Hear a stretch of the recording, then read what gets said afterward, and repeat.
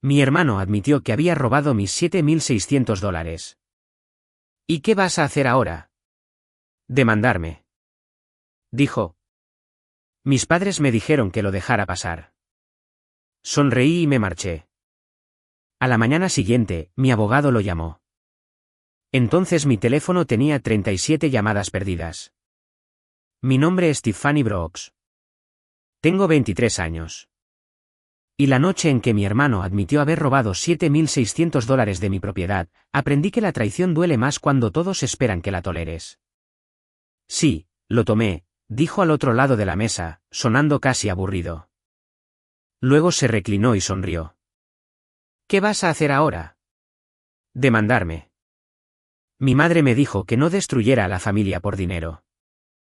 Mi padre dijo que mi hermano había estado bajo presión y que yo era lo suficientemente joven como para ganarlo de nuevo. Ninguno de los dos le exigió que devolviera un solo dólar.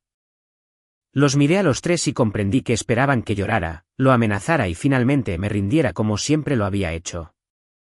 En cambio, sonreí, levanté mi plato, subí las escaleras, fotografié la cerradura dañada de mi caja de seguridad y empaqué ropa suficiente para una semana. A medianoche, estaba durmiendo en el sofá de mi mejor amiga. A las 8 de la mañana siguiente, un abogado llamó a mi hermano. 17 minutos después, mi teléfono empezó a vibrar. A las 9, tenía 37 llamadas perdidas de él, de mis padres y de parientes, que de repente querían explicar por qué el robo era simplemente un malentendido familiar. Ninguno de ellos sabía qué más había encontrado dentro de la caja vacía, porque la grabación del pasillo había desaparecido o como una confesión arrogante estaba a punto de exponer mucho más que $7.600. Antes de contarte lo que dijo y lo que pasó después de que me fui, dime qué hora es donde estás ahora mismo y desde dónde estás viendo esto. Quiero ver hasta dónde viaja esta historia. Había estado viviendo con mis padres en las afueras de Reno durante 11 meses mientras completaba un aprendizaje de mantenimiento de aeronaves cerca del aeropuerto. Inspeccionaba sistemas hidráulicos, reemplazaba paneles dañados, documentaba reparaciones y aprendí que las pequeñas irregularidades a menudo revelan fallas más grandes.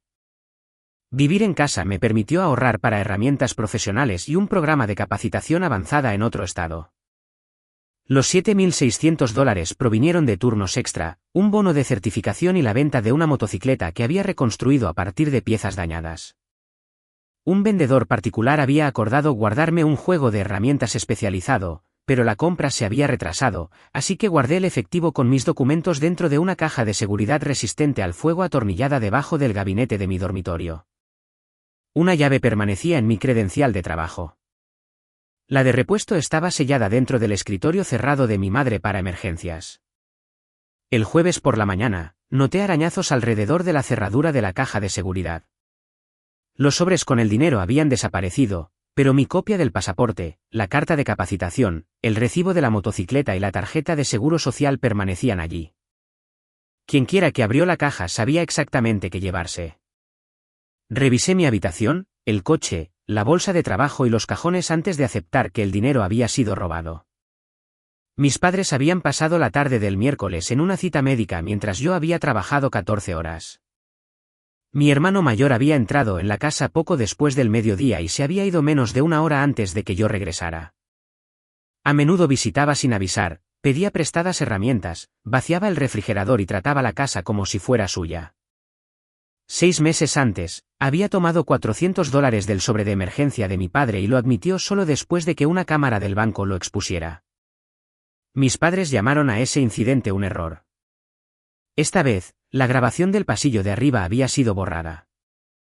El registro de actividad en la nube mostraba que alguien usando el modelo de teléfono de mi hermano accedió a la configuración de la cámara desde dentro de la casa a las 2:18 de la tarde. 8 minutos después, el metraje del pasillo fue borrado. A las 2:41, la cámara de la puerta principal lo capturó saliendo con una bolsa de documentos gris doblada debajo de su chaqueta. Guardé cada archivo antes de que alguien pudiera cambiar la cuenta de nuevo. Esa noche, mis padres lo invitaron a cenar antes de que yo mencionara el dinero desaparecido. Coloqué capturas de pantalla impresas junto a su plato y le pregunté si había entrado en mi habitación. Me acusó de espiar a los miembros de la familia. Mi madre me dijo que bajara la voz mientras mi padre me advirtió que las acusaciones podrían dañar las relaciones. Mi hermano los vio defenderlo antes de que él respondiera. Y vi el momento en que se dio cuenta de que ya no necesitaba mentir. Está bien, dijo. Lo tomé. Cuando le pregunté dónde estaba el dinero, dijo que ya se había ido. Cuando le exigí el reembolso en 48 horas, se rió y afirmó que yo vivía casi sin pagar alquiler. Así que el dinero contaba como mi contribución a la familia. Le recordé que él no vivía allí y no pagaba ninguna de las facturas de nuestros padres. Se inclinó más cerca y preguntó, ¿qué vas a hacer? Demandarme. Esperaba que mi padre se pusiera de pie. En cambio, dijo que mi hermano enfrentaba problemas financieros y que una acción legal podría arruinar su vida. Mi madre me dijo que podía volver a ganar el dinero. No le estaban pidiendo al ladrón que sacrificara nada. Le estaban pidiendo a la hija responsable que absorbiera la pérdida. Por eso sonreí y me marché. Mi amiga Harper Louise abrió la puerta de su apartamento a las 12:20 de la mañana usando calcetines disparejos y sosteniendo un bate de béisbol porque se me había olvidado enviarle un mensaje de texto antes de llamar. Nos habíamos conocido durante un curso de soldadura en un colegio comunitario 2 años antes, y era una de las pocas personas que entendía que rara vez pedía ayuda hasta que había agotado todas las demás opciones. Me dejó dormir en su sofá sin decirme qué decisión tomar, y eso importaba. Todos en mi familia habían pasado la noche explicándome lo que le debía a mi hermano. Harper fue la primera persona en preguntar qué necesitaba yo. Le dije que quería que me devolvieran el dinero, pero también quería entender cómo había accedido a la llave de repuesto. El escritorio de mi madre solía estar cerrado. Si ella le había dado la llave a sabiendas, la traición era más grande de lo que quería admitir. Harper sugirió que hiciera copias de cada registro antes de confrontar a alguien de nuevo. Pasamos la siguiente hora descargando el registro de actividad de la cámara, conservando los mensajes de texto, fotografiando la cerradura dañada y escribiendo una cronología mientras los detalles estaban frescos. También me envié una nota de voz describiendo la confesión de mi hermano y las palabras exactas que mis padres habían usado. La ley de Nevada permite que una persona que participa en una conversación la grabe, pero yo no había grabado la cena. Sabía que mi memoria por sí sola sería cuestionada. A las 7 de la mañana siguiente, llamé a 3 abogados civiles. La primera recepcionista dijo que la cantidad podría no justificar los honorarios del bufete. El segundo abogado advirtió que las disputas familiares a menudo se convertían en costosas batallas emocionales y me aconsejó que enviara una carta de demanda yo misma. La tercera llamada llegó a Evelyn Carter, una abogada de litigios civiles cuya oficina manejaba disputas de propiedad, reclamos de fraude y casos que involucraban acuerdos falsificados. Hizo preguntas que nadie más había hecho. ¿Tenía el dinero una fuente documentada? Sí. ¿Alguien sabía su cantidad exacta? Mis padres, Harper, el comprador de la motocicleta y el vendedor de herramientas lo sabían. ¿Había evidencia de que mi hermano entró en la casa? Sí. ¿Había confesado frente a testigos? Sí. ¿Había explicado cómo obtuvo la llave? No. Cuando mencioné que la llave de repuesto estaba guardada en el escritorio de mi madre, Evelyn se quedó en silencio por un momento. Me dijo que no acusara a mi madre todavía. También me dijo que no respondiera ninguna llamada de mi hermano hasta que ella entendiera si él estaba tratando de crear una versión falsa de los hechos. Su oficina ofreció una consulta con tarifa reducida esa mañana. En la reunión, Evelyn explicó que podíamos presentar una demanda civil buscando el dinero robado, los costos causados por el robo y potencialmente los honorarios del abogado dependiendo de la evidencia y la base legal del caso. Tuvo cuidado de no prometer una victoria dramática en los tribunales. Dijo que el litigio no era una máquina en la que una persona insertaba pruebas y recibía justicia automáticamente. Mi hermano podría negar la confesión, afirmar que el dinero fue un regalo, fabricar un acuerdo de préstamo o argumentar que el dinero nunca existió. Incluso si ganaba, cobrar la sentencia podría convertirse en otra batalla. ¿Todavía quieres proceder?, preguntó. Pensé en mi madre diciendo que simplemente podría volver a ganar el dinero. Pensé en la grabación borrada de la cámara.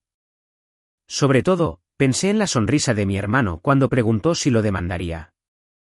Comienza con la carta de demanda, dije. Evelyn redactó un aviso conciso que describía la cantidad sustraída, las pruebas conservadas, el plazo para el reembolso y las consecuencias de no responder. Llamó a mi hermano poco después de las 8. Él respondió porque asumió que el número desconocido pertenecía a un cliente del concesionario de vehículos de lujo donde trabajaba. Según Evelyn, su tono cambió en el momento en que ella se identificó. Primero negó haber tomado nada. Cuando ella mencionó el registro de la cámara y 2 testigos de su confesión, dijo que el dinero había sido un préstamo familiar. Evelyn le preguntó si tenía un acuerdo por escrito. Él afirmó que sí. Esa fue la primera mentira que pudimos documentar. A las 8:17, mi teléfono sonó. Lo dejé ir al buzón de voz. Volvió a llamar, luego envió un mensaje acusándome de tenderle una emboscada. Mis padres llamaron después. Mi madre dijo que una abogada había asustado a mi hermano en el trabajo. Mi padre exigió saber si entendía cómo las acusaciones legales podían afectar su carrera. Los parientes se unieron en una hora porque mi hermano ya les había dicho que lo estaba demandando por dinero que había pedido prestado con permiso. 37 llamadas aparecieron antes de las 9. No respondí ninguna. En cambio, escuché los mensajes de voz con Evelyn. Mi hermano pasó por 4 versiones de la historia en menos de 40 minutos. En la primera, el dinero nunca existió. En la segunda, yo se lo había dado. En la tercera, nuestra madre le había autorizado a tomarlo como reembolso de los gastos del hogar. En la cuarta, afirmó que yo era mentalmente inestable y que probablemente lo había perdido. Cada contradicción fortalecía mi caso, pero un mensaje de voz llamó la atención de Evelyn por otra razón. Mi hermano dijo, dejaste la llave donde mamá dijo que estaría. Pudo haber hablado con ira, pero acababa de revelar que mi madre le había dicho dónde encontrarla de repuesto. Regresé a la casa de mis padres esa tarde con Harper y recogí el resto de mis pertenencias. Mi madre se paró en el pasillo llorando y admitió que mi hermano le había pedido acceso a mis documentos de emergencia porque afirmó que necesitaba una copia del recibo de venta de la motocicleta para un asunto de seguros. Ella le dio la llave del escritorio. Dijo que nunca imaginó que él abriría mi caja de seguridad. Creo que ella no había planeado el robo, pero también sabía que le había dado acceso a mis registros privados sin preguntarme. Mi padre llamó a mi respuesta legal cruel. Le pregunté si había llamado cruel al robo. No tuvo respuesta. Antes de irme, mi hermano llegó y bloqueó la entrada con su coche. Ofreció reembolsar $1000 si firmaba una declaración diciendo que el resto había sido un regalo. Cuando me negué, advirtió que poseía pruebas de que le había prestado la cantidad total. Evelyn había predicho esa jugada. Le dije que enviara todo a mi sistema familiar diseñado para protegerlo. A partir de ese momento, cada mentira tendría que sobrevivir a las pruebas. 2 días después, el abogado de mi hermano le envió por correo electrónico a Evelyn una fotografía de un acuerdo escrito a mano que afirmaba que le había prestado $7,600 para gastos de negocios y que no requeriría el reembolso durante 12 meses. Mi nombre aparecía en la parte inferior con tinta azul. La firma se parecía a la versión abreviada que usaba en formularios de entrega de rutina, pero nunca la usaba en documentos legales o financieros. También noté una tenue cuadrícula impresa cerca del borde del papel. Parecía el reverso de una hoja de trabajo de inspección de mi lugar de trabajo. Los empleados ocasionalmente llevaban copias de capacitación desechadas a casa. Y meses antes, mi hermano había tomado una pila de mi contenedor de reciclaje para usarla como notas en el concesionario. Evelyn exigió el documento original. Mi hermano primero afirmó que se había perdido, luego que se había dañado con café, y después que se había destruido durante una limpieza de la oficina. Mientras impugnábamos el acuerdo, él comenzó a atacarme públicamente. En el chat grupal de la familia extendida, afirmó que yo había invertido en una de sus oportunidades de negocio, que había cambiado de opinión después de que fracasara y que había contratado a un abogado para castigarlo. Varios parientes le creyeron. Mi tía dijo que los hermanos no deberían ir a los tribunales por malentendidos. Un primo me acusó de resentir el éxito de mi hermano. Mi madre me pidió que no respondiera porque exponer su confesión avergonzaría a la familia. Permanecí en silencio por consejo de Evelyn. Mi hermano confundió el silencio con debilidad y contactó a mi supervisor afirmando falsamente que yo estaba robando suministros de aviación para venderlos en línea. Debido a que las instalaciones de aviación tratan las acusaciones de seguridad con seriedad, fui retirada temporalmente de un proyecto mientras la gerencia revisaba los registros de acceso. La auditoría no encontró piezas ni herramientas faltantes relacionadas conmigo. Los registros de seguridad también demostraron que mi hermano nunca había entrado en el área de mantenimiento controlada. Mi supervisor me exculpó, conservó el mensaje de voz y documentó la falsa acusación. Evelyn advirtió a su abogado que cualquier interferencia adicional con mi empleo se plantearía en el tribunal. Su abogado pareció sorprendido, sugiriendo que mi hermano le había ocultado la llamada. Poco después, el vendedor de herramientas me contactó y reveló que un hombre con mi apellido había llamado el día después del robo, intentó cancelar mi compra y solicitó una declaración diciendo que ya no necesitaba las herramientas. El número guardado pertenecía a mi hermano. No solo había robado el dinero, sino que había intentado borrar la prueba de su propósito. Evelyn luego obtuvo una citación judicial específica para los registros de la impresora del concesionario. El registro mostró que mi hermano imprimió un archivo llamado Préstamo Tiffany Final 6 días después del robo, inmediatamente después de recibir la carta de demanda. El acuerdo no podría haber existido 3 semanas antes como él afirmaba. Todavía necesitábamos explicar mi firma. Harper recordó una tarjeta de felicitación que había firmado para mi padre varios meses antes. La tarjeta había desaparecido del estante de la cocina. Después de que Evelyn advirtiera que destruir pruebas podría acarrear consecuencias legales, mi madre la encontró en una caja del garaje con la esquina inferior cortada. La sección faltante había contenido mi firma abreviada. Un perito calígrafo determinó más tarde que la firma en el supuesto acuerdo de préstamo había sido copiada de una fotografía en lugar de escrita directamente en la página. Mi madre finalmente entendió que proteger a su hijo lo estaba ayudando a fabricar pruebas. Aceptó proporcionar una declaración confirmando que él confesó en la cena y que yo nunca le había ofrecido un préstamo. Mi padre se negó al principio, diciendo que no testificaría contra ninguno de sus hijos. Mientras tanto, mi hermano no cumplió con el plazo de reembolso, así que presentamos la demanda. La mañana en que recibió los papeles en el trabajo, me dejó un mensaje de voz. ¿Crees que has ganado porque encontraste unos papeles? No tienes idea de lo que has comenzado. La amenaza me asustó, pero también aclaró la verdad. Ya no estaba tratando de resolver una disputa familiar. Estaba tratando de derrotarme y silenciarme. La fase de descubrimiento reveló que las finanzas de mi hermano eran mucho peores de lo que nadie sospechaba. Ganaba un salario respetable en un concesionario de vehículos de lujo y publicaba fotografías de restaurantes caros, casinos y viajes de fin de semana. Mis padres creían que tenía éxito.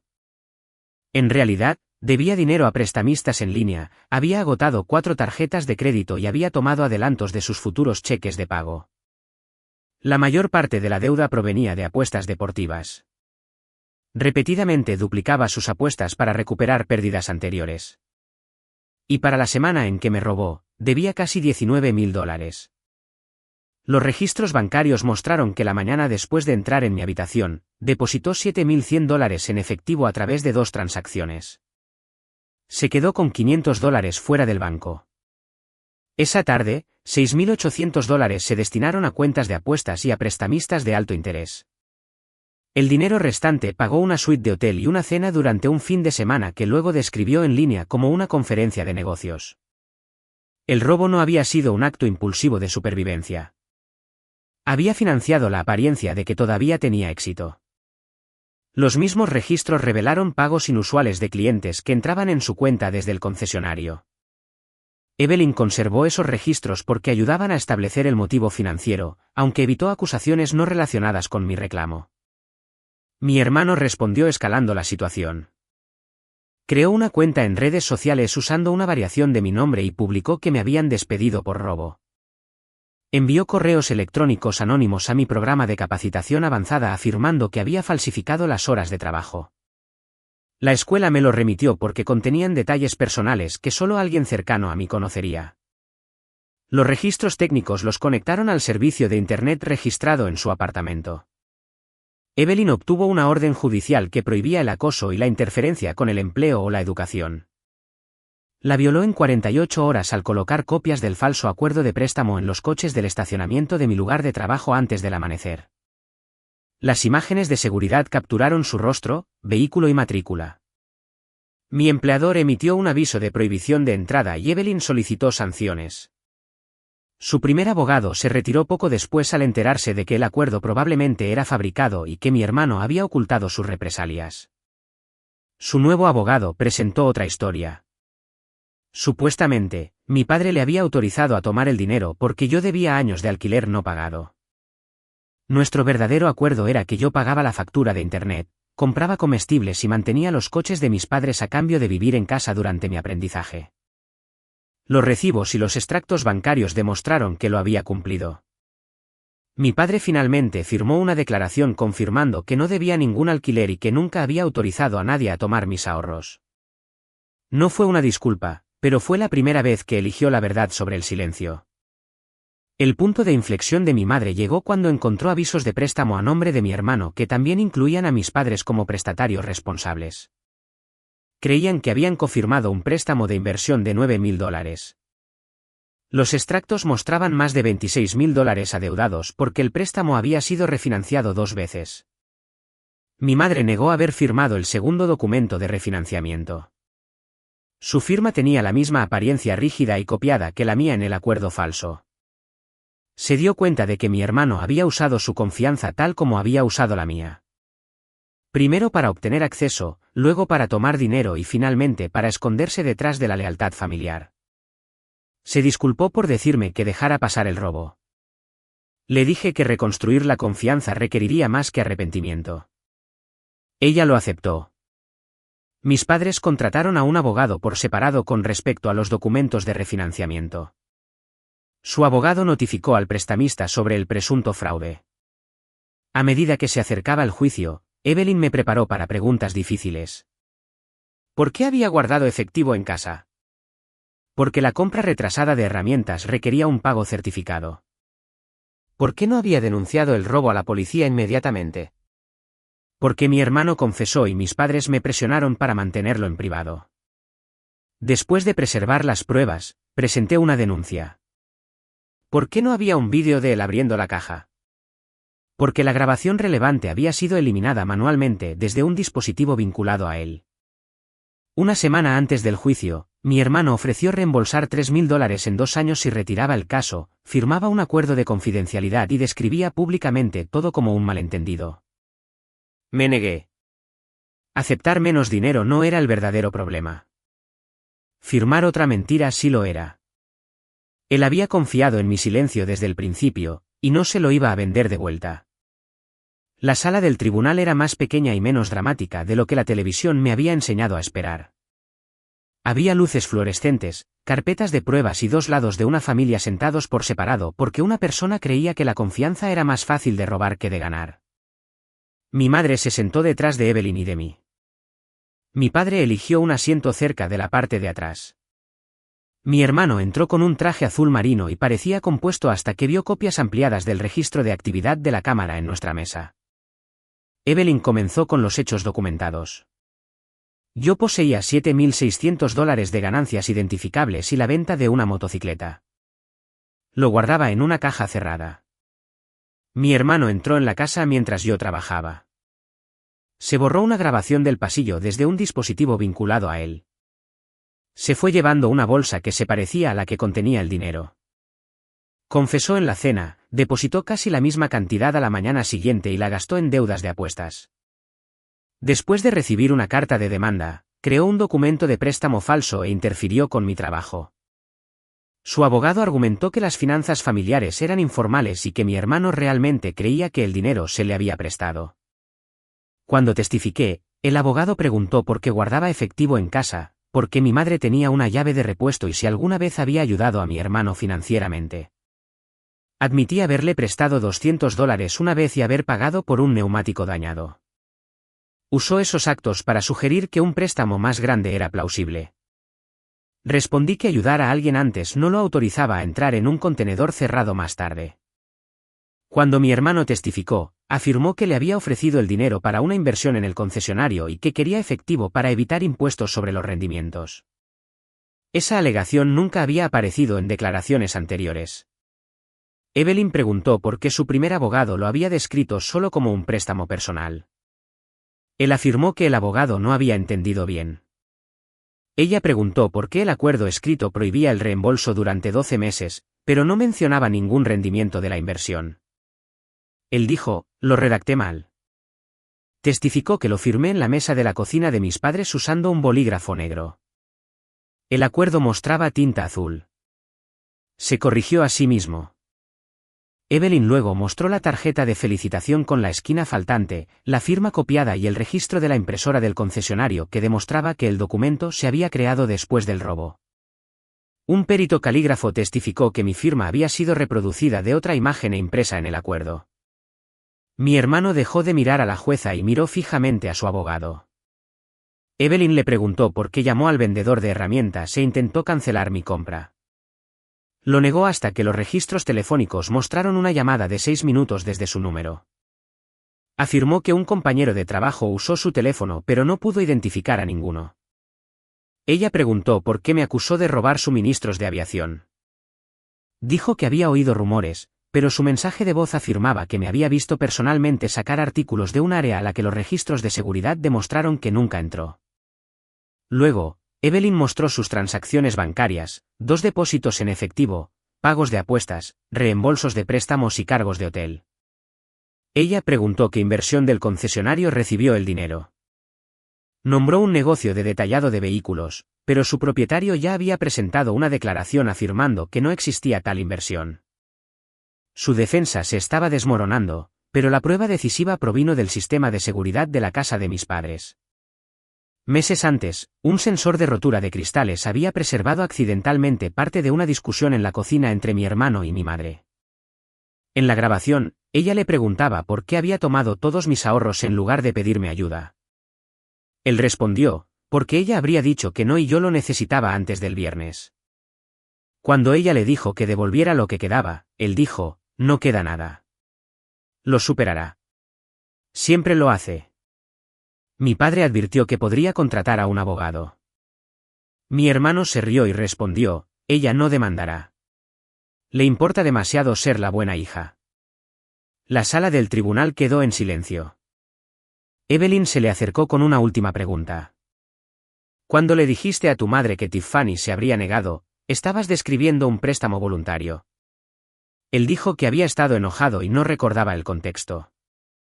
Evelyn colocó el acuerdo falso junto a la transcripción. Testificaste que Tiffany te ofreció $7,600 y firmó este acuerdo. Sin embargo, días después, dijiste que lo tomaste porque ella se habría negado. ¿Qué declaración es cierta? Miró a la jueza, a mis padres y a su abogado. Finalmente, dijo, iba a devolverlo antes de que ella lo necesitara. Evelyn preguntó si yo había dado permiso. No exactamente, susurró él. Ella preguntó si entró en la caja de seguridad sabiendo que yo diría que no. Él respondió, sí. Esa sola palabra destruyó la última versión de su historia.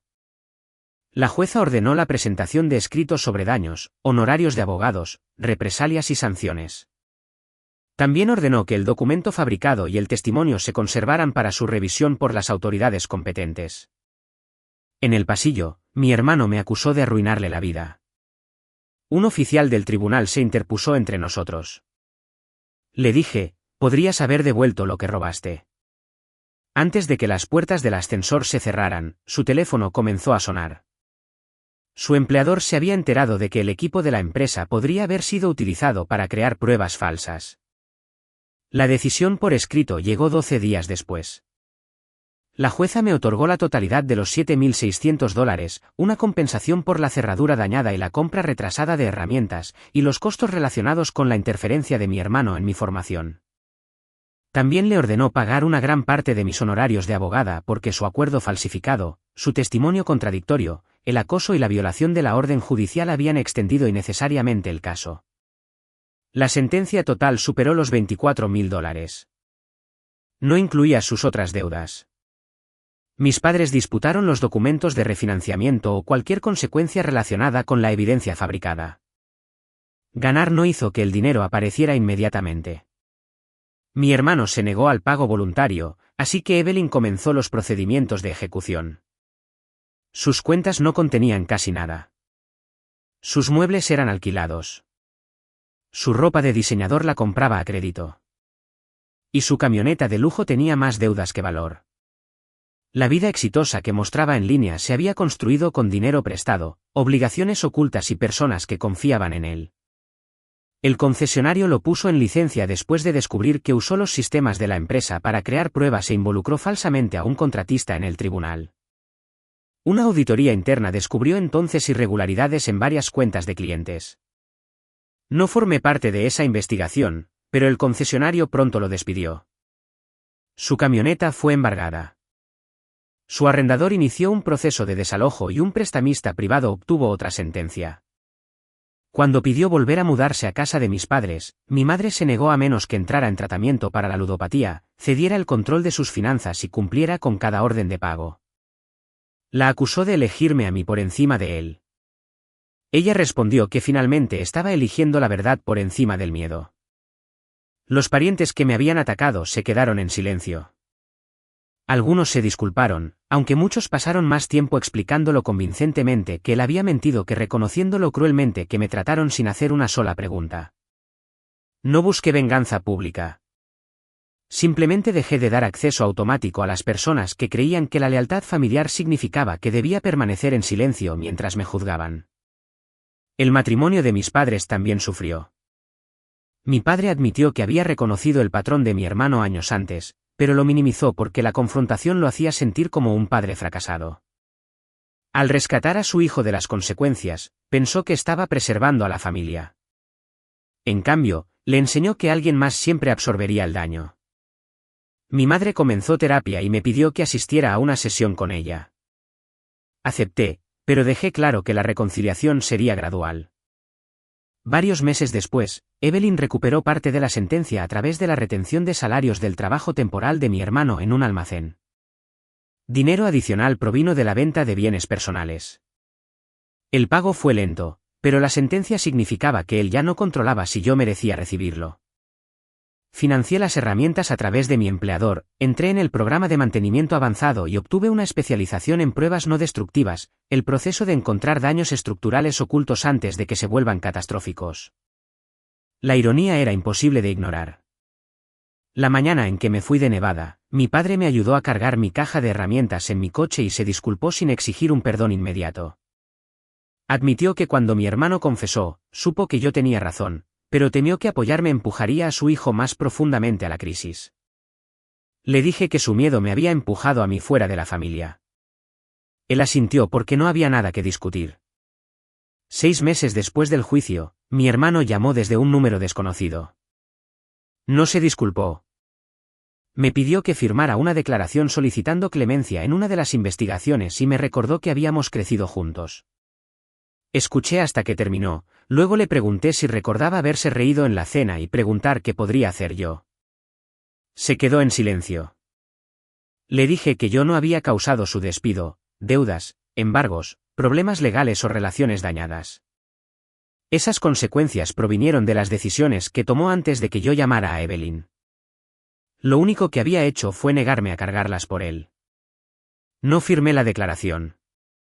Un año después del robo, completé la primera etapa de mi certificación y acepté un puesto permanente con un salario más alto y apoyo para la matrícula.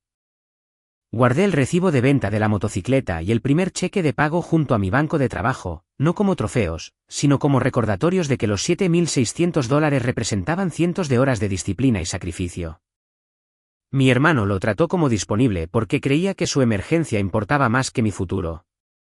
Mis padres estuvieron de acuerdo inicialmente porque confundieron la responsabilidad con el autosacrificio sin fin. Ese patrón terminó cuando me levanté de la mesa. Una vez creí que un límite significaba explicarme hasta que la otra persona finalmente entendiera. Ahora sé que un límite es una decisión sobre lo que sucede cuando alguien cruza una línea, incluso cuando se niegan a aceptarlo. Demandar a mi hermano no borró el dolor de perder la relación que pensé que teníamos. Me enseñó que los títulos familiares no crean automáticamente honestidad, respeto o seguridad. La sangre puede conectar a las personas, pero no le da a nadie la propiedad sobre el dinero, el trabajo, la privacidad, el futuro o el silencio de otra persona. La lección más profunda no fue que la venganza se siente bien. Ver su vida colapsar no me hizo feliz. La lección fue que la rendición de cuentas a menudo parece cruel para las personas que se beneficiaron de tu falta de límites. Cuando alguien se siente cómodo tomando de ti, tu primera negativa puede sentirse como un ataque. Eso no la hace incorrecta. Mi hermano creía que yo protegería su reputación porque siempre había protegido la paz de la familia. Mis padres creían que me recuperaría porque siempre había sido fuerte. Ninguno de ellos preguntó qué me había costado su paz y mi fuerza. Así que cuando preguntó, ¿qué vas a hacer? Demandarme, en realidad estaba preguntando si finalmente estaba dispuesta a dejar de absorber cada herida para que todos los demás pudieran seguir cómodos. Mi respuesta fue sí. Lo demandé y gané. Pero lo más importante que recuperé no fue el dinero. Fue el derecho a decidir que amar a alguien no requiere permitirle destruir lo que trabajé para construir.